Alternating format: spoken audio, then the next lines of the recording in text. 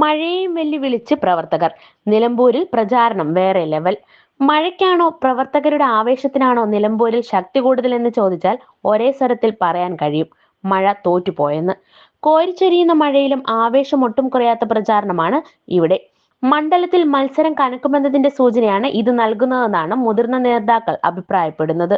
പ്രചാരണം അവസാന ഘട്ടത്തിലേക്ക് എത്തുമ്പോൾ അണികൾക്ക് ആവേശം പകരാൻ പ്രമുഖരും രംഗത്തെത്തുന്നുണ്ട്.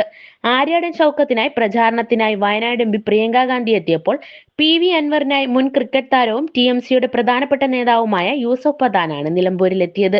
M സ്വരാജിനായി പൊതുപരിപാടികളും പ്രചാരണങ്ങളുമായി മുഖ്യമന്ത്രി പിണറായി വിജയനും രംഗത്തുണ്ട്. കനത്ത മഴയെ പോലും അവഗണിച്ചാണ് പ്രവർത്തകർ പ്രിയങ്ക ഗാന്ധിയുടെയും യൂസഫ് പത്താന്റെയും റോഡ് ഷോകളിൽ പങ്കെടുത്തത്. മുഖ്യമന്ത്രി പങ്കെടുത്ത പൊതുപരിപാടിയിലും ജനങ്ങൾ കനത്ത മഴ തന്നെ അവഗണിച്ചു രംഗത്തെത്തിയിട്ടുണ്ട്. നിലമ്പൂരിൽ LDFന്റെ എതിരാളികൾ എന്തും ചെയ്യാൻ മടിയില്ലാത്തവരാണെന്നും കുതന്ത്രങ്ങൾക്ക് പേരുകേട്ടവരാണ് എതിരാളികളെന്നും ആ ജാഗ്രതയിലായിരിക്കണം ഇടതുമുന്നണി പ്രവർത്തകർ പ്രവർത്തിക്കേണ്ടതെന്നും മുഖ്യമന്ത്രി പറഞ്ഞു. പ്രിയങ്ക ഗാന്ധി കൂടി എത്തിയതോടെ നിലമ്പൂരിലെ UDF പ്രവർത്തകർ വലിയ ആവേശത്തിലാണ്.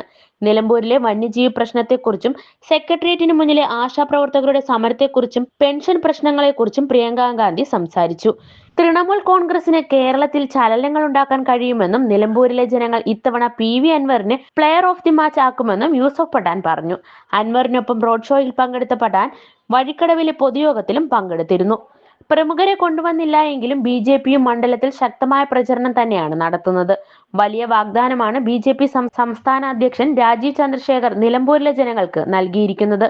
മറ്റുള്ളവർ 60 വർഷത്തിൽ ചെയ്യാത്തത് 7 മാസം കൊണ്ട് ചെയ്യുമെന്നാണ് അദ്ദേഹം വാക്കു നൽകുന്നത്. 3 പദ്ധതികൾ അക്കമിട്ട് പറഞ്ഞിട്ടുമുണ്ട്. BJP സ്ഥാനാർത്ഥി ജയിച്ചാൽ നിലമ്പൂർ നഞ്ചൻകോട് റെയിൽപാതയുടെ നിർമ്മാണം ആരംഭിക്കുമെന്നും നിലമ്പൂർ ജില്ലാ ആശുപത്രി ക്യാൻസർ സ്പെഷ്യാലിറ്റി സെന്റർ ആക്കി ഉയർത്തുമെന്നും കാലിക്കറ്റ് നിലമ്പൂർ ഗൂഡല്ലൂർ ഹൈവേ 4 വരിപ്പാതയാക്കി വികസിപ്പിക്കുമെന്നാണ് വാഗ്ദാനം.